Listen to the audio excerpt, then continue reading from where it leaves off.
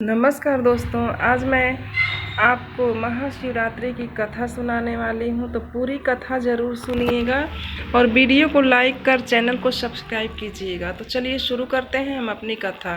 परमपिता ब्रह्मा के मानस दक्ष जब प्रजातियों के राजा बने तो उन्होंने एक विशाल यज्ञ का आयोजन किया, जिसमें सम्मिलित होने के लिए तीनों लोकों के अतिथियों को न्योता भेजा गया।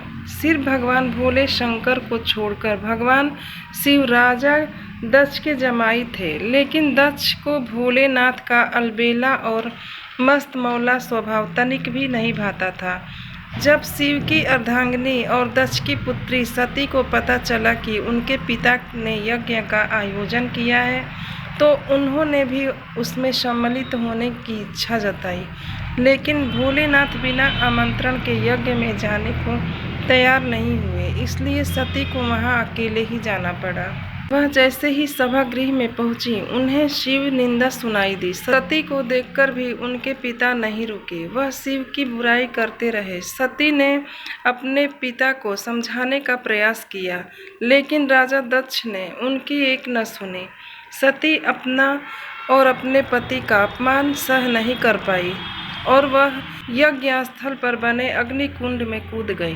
सती के अग्निकुंड में कूदने का दुखद समाचार लेकर नंदी कैलाश पर्वत पहुंचे। भगवान शिव सती को बचाने के लिए यज्ञ स्थल पर गए, लेकिन तब तक सब खत्म हो चुका था। कैलाशपति ने क्रोधित होकर सती का शरीर उठा लिया और तांडव करने लगे। जिस दिन शिव ने तांडव किया था वह फागुन महीने के कृष्ण पक्ष की चतुर्दशी 14वीं तिथि थी। महापुराण के अनुसार वही खास तिथि महाशिवरात्रि हुई।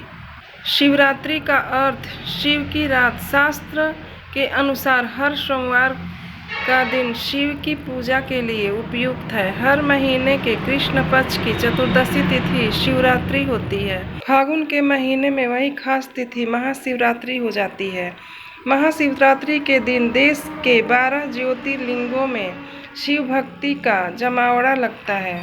इनके नाम है सोमनाथ, मल्लिकार्जुन, महाकालेश्वर, ओंकालेश्वर, केदारनाथ, भीमशंकर, विश्वेश्वर, त्र्यंबकेश्वर, वैद्यनाथ, नागेश्वर, रामेश्वर, घृष्णेश्वर। हिंद शैव संप्रदाय वालों के लिए यह सबसे बड़ा धार्मिक अनुष्ठान है। दुनिया के सभी शिवालयों में इस दिन अंधकार और अज्ञानता को दूर करने का संकल्प लिया जाता है।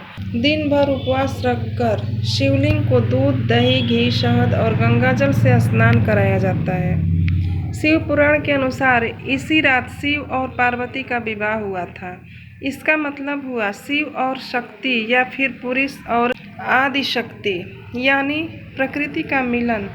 एक और मान्यता है कि इसी दिन ब्रह्मांड की रचना हुई थी। सती के शोक में भगवान शिव गहन समाधि में चले गए, ध्यान मग्न हो गए।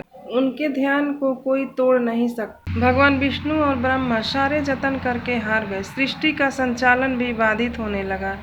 देवतागण की समझ में नहीं आ रहा था कि भगवान शिव का ध्यान तोड़ने के लिए क्या किया जाए। दूसरी तरफ हिमालय की बेटी का रूप में सती का जन्म होता है। उनका नाम रखा गया पार्वती। पार्वती शिव को पाने के लिए कठिन तपस्या करती थी।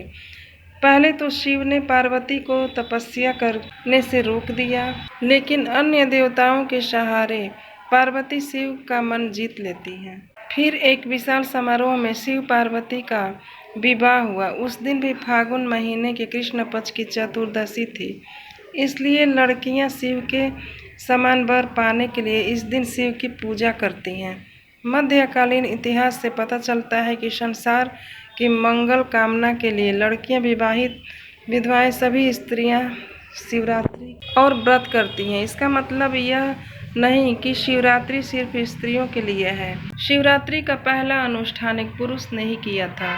वह कहानी भी स्वयं शिव ने बताई है। वो कहानी मैं आपको अपनी अगली वीडियो में बताऊंगी।